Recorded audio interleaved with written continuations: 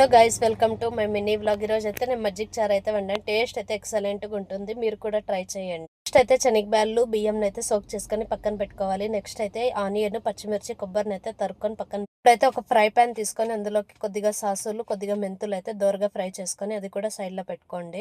ఇప్పుడైతే ఒక mixie jar తీసుకొని అందులోకి సాసులు, మెంతులు, శనగబ్యాళ్ళు, బియ్యము నానపెట్టుకున్నాం కదా, అదంతా వేసేసి కొబ్బరి, ఎర్రగడ్డ, పచ్చిమిరపకాయ యాడ్ చేసి గ్రైండ్ పేస్ట్ లాగా అయితే రుబ్బుకోండి. నెక్స్ట్ ఫ్రై ప్యాన్ తీసుకొని ఆయిల్ వేసి సాసులు, కరేపాకు, ఆనియన్స్, పచ్చిమిర్చి వేసి దోరగా ఫ్రై అయిన తర్వాత మజ్జిగనైతే యాడ్ చేసి కొద్దిగా మజ్జిగ పచ్చివాసన పోయేంత వరకు మరిగించండి. మరిగించిన తర్వాత పచ్చివాసన పోతేనే ఉప్పు, పసుపు, కొత్తిమీర వేసి కొద్దిసేపు ఒక 5 మినిట్స్ అలా సిమ్లో పెట్టండి. టేస్ట్ అయితే ఎక్సలెంట్గా ఉంటుంది.